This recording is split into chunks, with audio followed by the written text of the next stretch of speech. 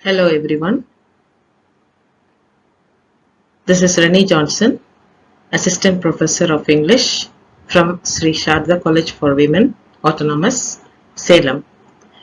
Today I am going to present William Shakespeare's The Merchant of Venice. Shakespeare was a playwright, a poet, and an actor from England. He was born in the year 1564 and he breathed his last in the year 1616. He is largely recognized as the greatest author and the greatest playwright in the history of English literature. He is frequently referred to as the Bard of Avon and also is England's national poet. Shakespeare has written about 39 plays, 154 sonnets, and 3 long narrative poems to his credit.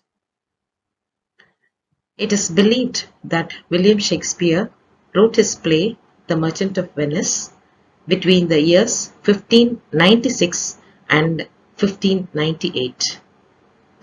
The Merchant of Venice is a tragic comedy consisting of 5 acts.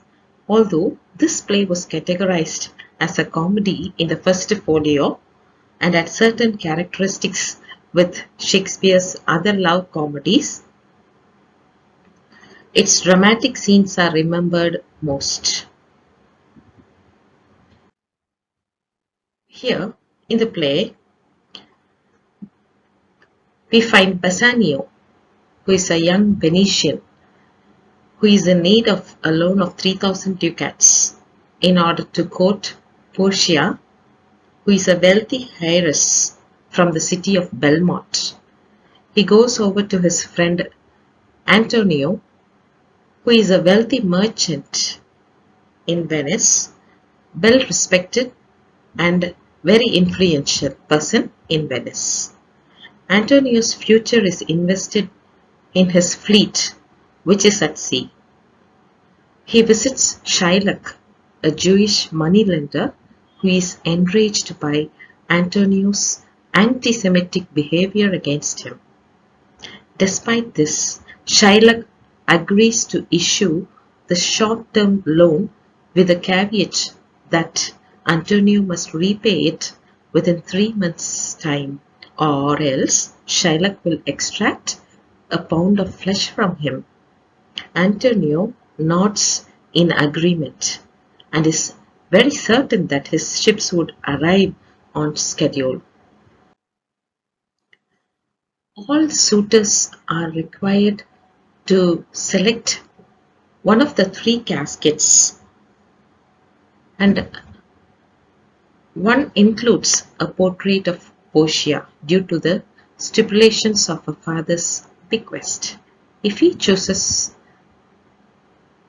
the right casket, he may marry Portia, or else he must make a promise never to marry or pursue any kind of relationship with any other woman.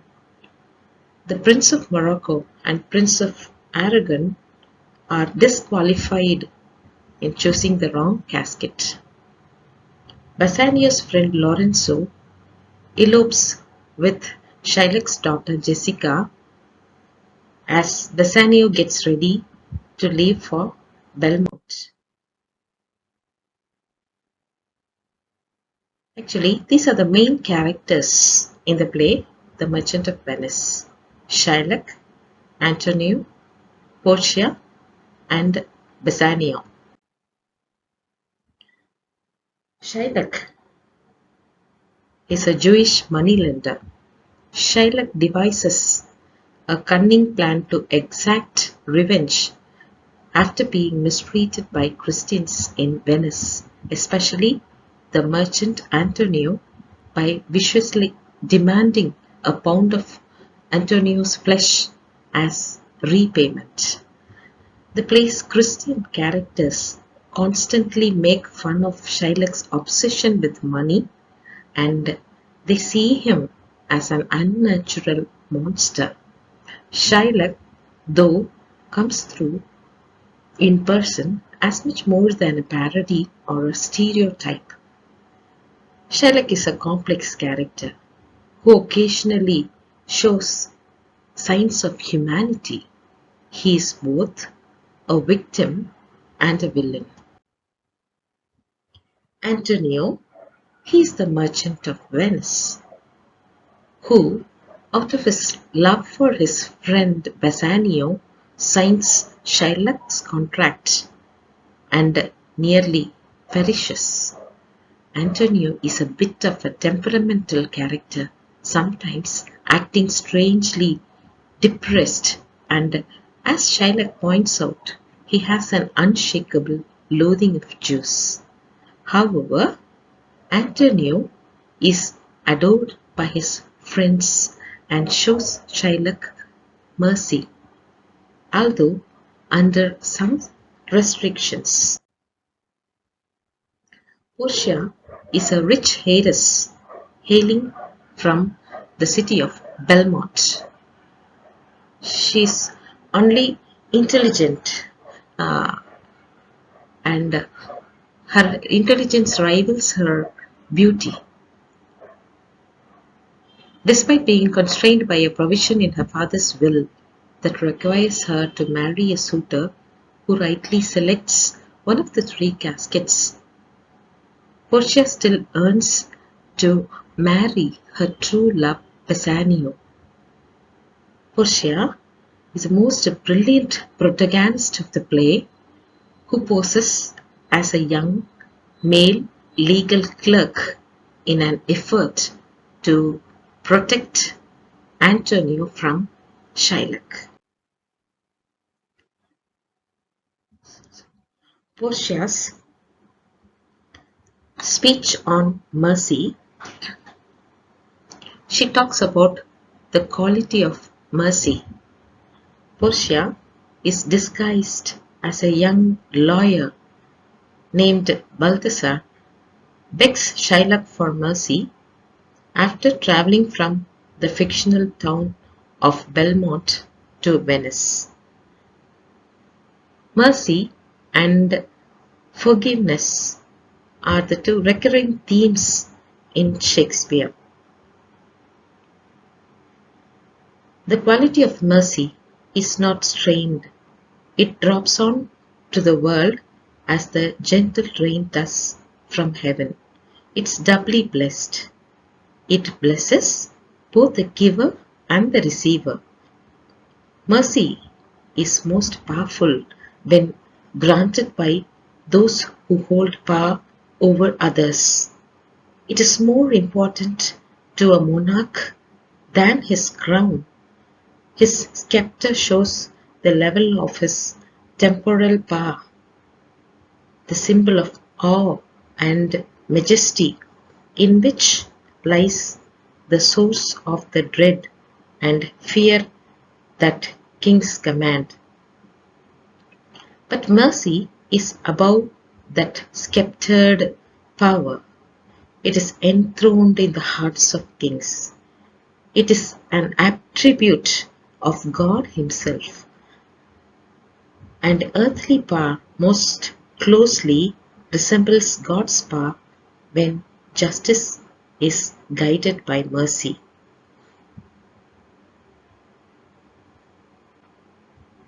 Mercy is above the sceptered power.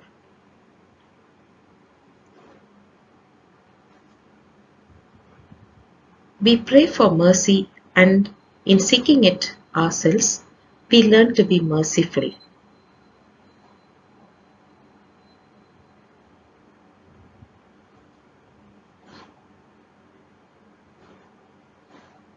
Portia says mercy is a human quality that is not strained. According to her, mercy is not artful or forced.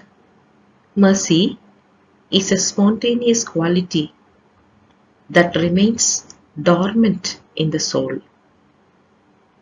A person has to discover this aspect of his soul. Then the process of showing mercy becomes natural.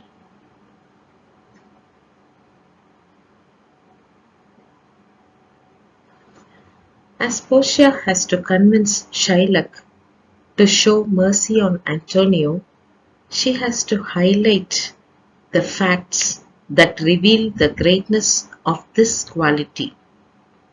Therefore, she excludes all other qualities. According to Portia, mercy is the mightiest quality of all. Not only that, only the mightiest person has this quality in his heart.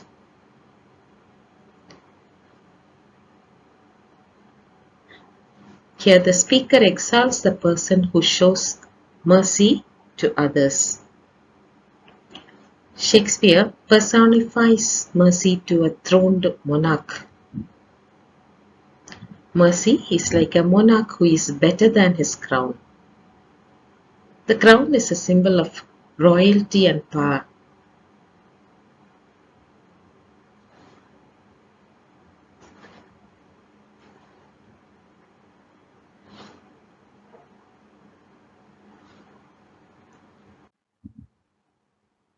Bassanio is the next character. He is a distinguished Venetian nobleman who is Antonio's very close friend. Bassanio borrows money from Shylock, with Antonio serving as his surety.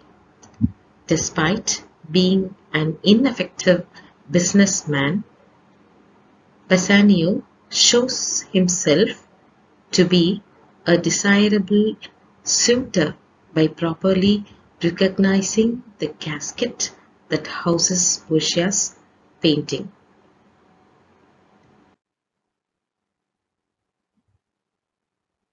Gratiano, he is a chatty, witty, and funny friend of Bassanio. His most conspicuous characteristic is his garrulity. That is, he seems to be over talkative. Lorenzo is a young guy who manages to win the hand of Jessica, that is Shylock's daughter. Jessica is Shylock's daughter. She is really lovely, intelligent, and an endearing young lady with a sharp sense of humor and a lyrical quality. She's Portia's Nerissa is Portia's waiting maid confidant. However, she is more of a friend than a maid.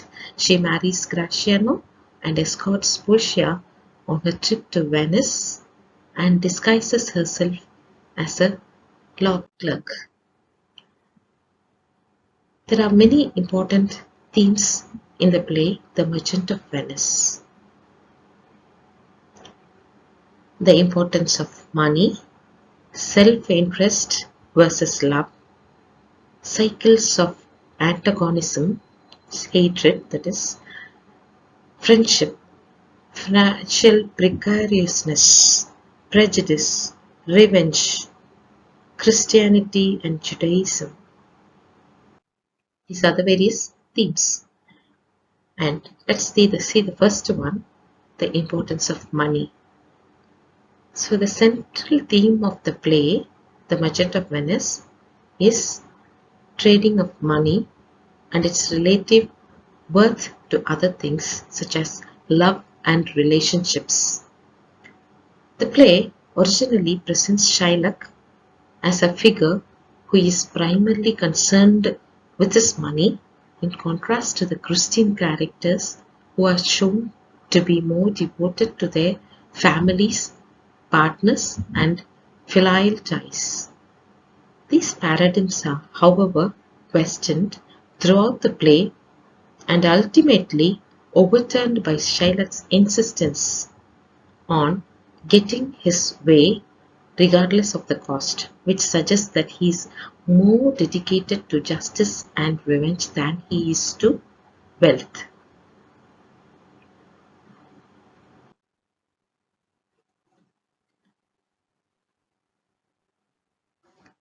Self-interest versus love is another theme of the play, The Merchant of Venice.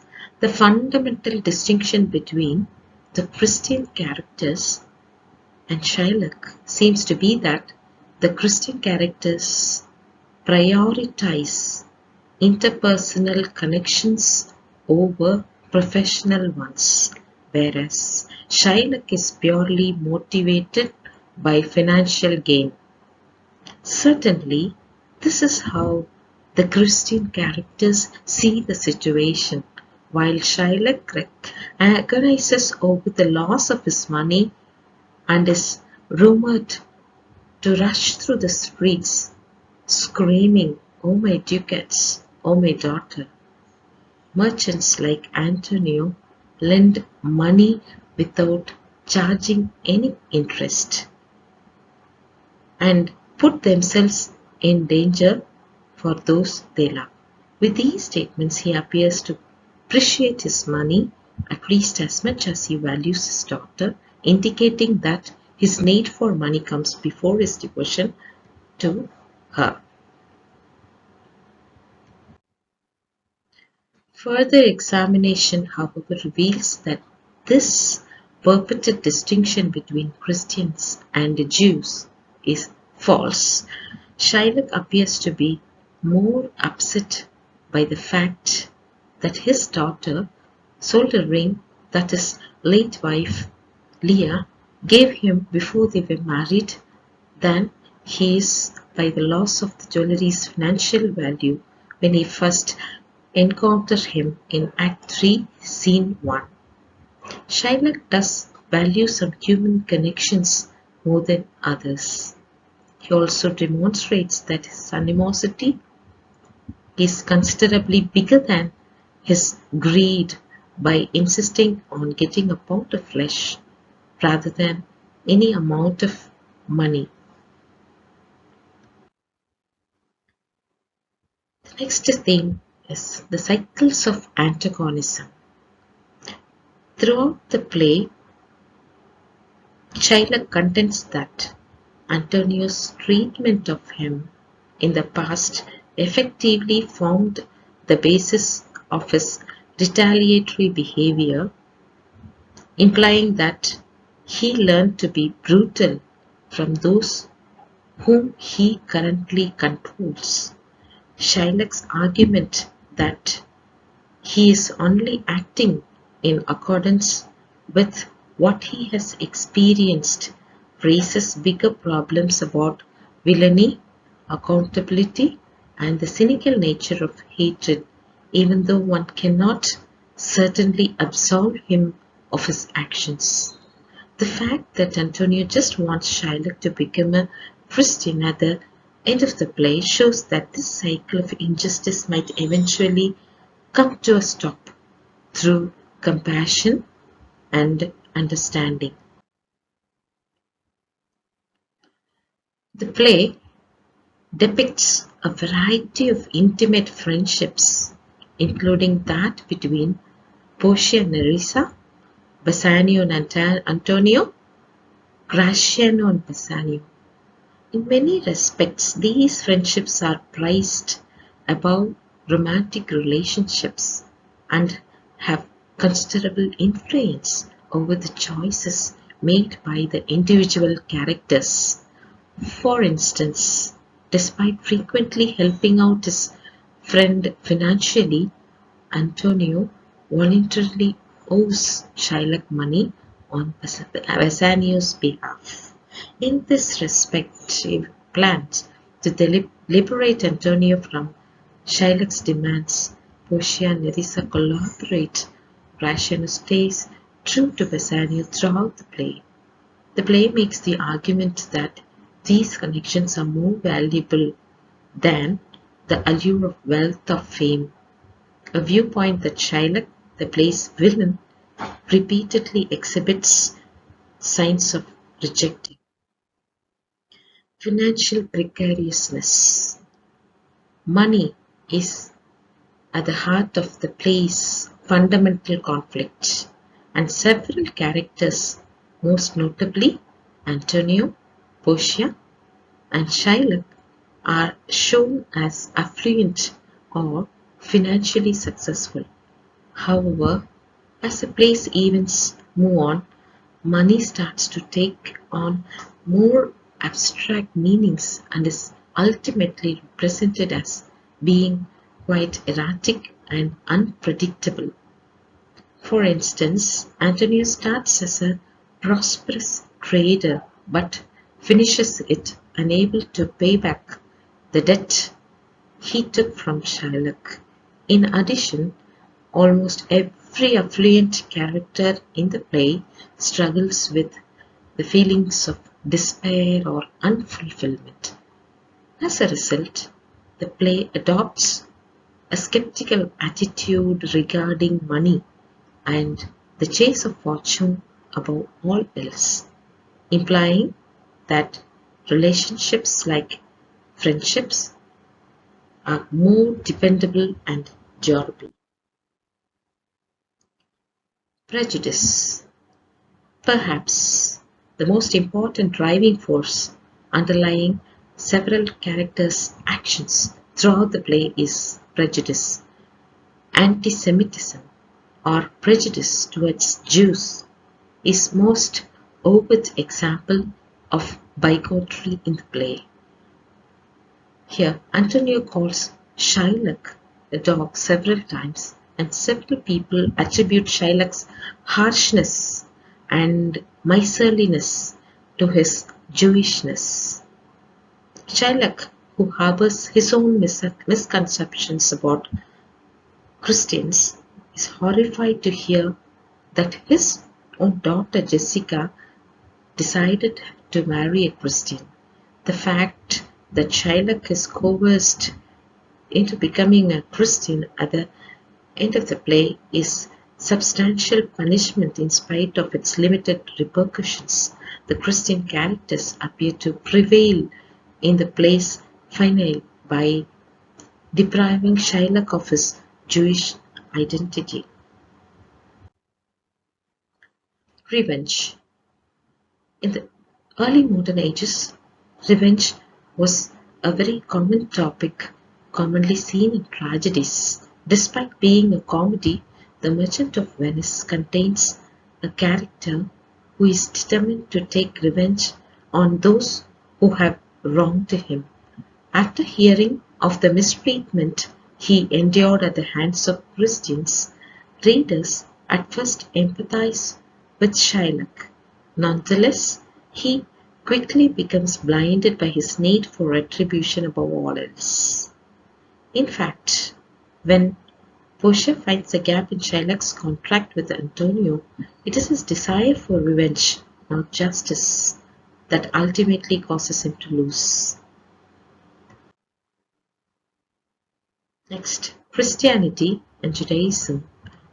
Shakespeare uses biblical precedent to explain why these individuals cannot get along despite the play's emphasis on hatred between Christians and the Jews. Many of the characters in the play who are identified as Christians anticipate Shylock's compassion for Antonio during the trial, a sentiment exemplified by Jesus Christ in the New Testament. Shylock, who is a Jew, abides by the Old Testament. Although Antonio financially represents mercy in the play, the fact that Portia has to defend kindness to Shylock demonstrates how his brutality is influenced by his own religious convictions as well as his animosity for Christians.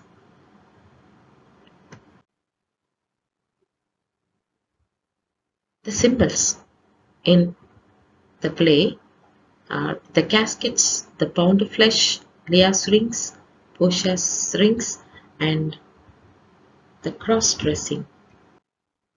The caskets. In order to win the hand of Portia, the suitors will have to select one of the three caskets, that is gold, silver and leaden caskets, and This represents a test, more precisely a Christian moral exam. The silver casket promises to grant what a person deserves, whereas the golden casket promises to fulfill men's wishes. The two fake caskets serve as cautionary tales for individuals who would pursue fleeting impulses like desire, or who believe that people are grace deserving by nature. The treasure of Portia's hand is ultimately kept in the unimpressive leaden casket, illustrating the Christian doctrine that appearances are deceptive and that what matters most is one's spirit. The pound of flesh. The pound of flesh most prominently represents Shylock's worldview, which is mostly based on numbers and allows very little space for emotion. The relationship between Antonio and Bassanio is represented by the pound of flesh, since Antonio would use his own body to pay back Bassanio's debt. Last but not least, the pound of flesh also represents Shylock's own loss caused by Jessica's elopement. One may argue that Shylock's obsessive pursuit of the pound of flesh, as opposed to monetary payment, is a strategy for claiming his own flesh and family. Leah's rings. Rings play an important role in the play as both a symbol of worth and of deep connection. Shylock is formerly upset that Jessica stole his turquoise ring, then that he lost his daughter after she runs off with Lorenzo. Later on in the play, Shylock reveals that the ring belonged to his late wife Leah. This is one scene in the play where the audience's opinion of Shylock may start to change as he demonstrates his capacity for sentiment and higher order reasoning. Portia pledges her devotion to her new husband by giving Bassanio her ring, which she selects when he selects the appropriate casket. She even declares that she is now his possession, which was how marriage was commonly understood in the early modern England. However, as the play progresses and Bassanio voluntarily gives the ring to Balthasar, that is, Portia in disguise, as a sign of thankfulness, the ring comes to represent Portia's own dominance in their relationship. Since Portia is a wealthy lady who can give Bassanio greater than what he could ever offer her in return, her ring comes to represent his own debt to her. In the play, three female characters disguise themselves as male characters in order to attain their objectives: Nerissa, Portia, and Jessica. Nerissa dresses herself as a law clerk, and Portia disguises herself as a doctor of law, respectively, and in order to rescue Antonio. Jessica also flees to Venice, posing herself as a page boy. Although cross-dressing was not an uncommon scene in Renaissance plays, the Merchant of Venice uses cross-dressing to make remarks on the nature of masculinity and the authority of men. After learning how men think, Portia believes that she can outsmart anybody in the court. As a result, Portia contends that male dominance has more to do with performance than it does with anything intrinsic to being a guy. By showing how readily conventional power structures may be reproduced and parodied, the play recommends that audiences should be wary of them in the same way that it cautions them to be cautious of appearances. Thank you.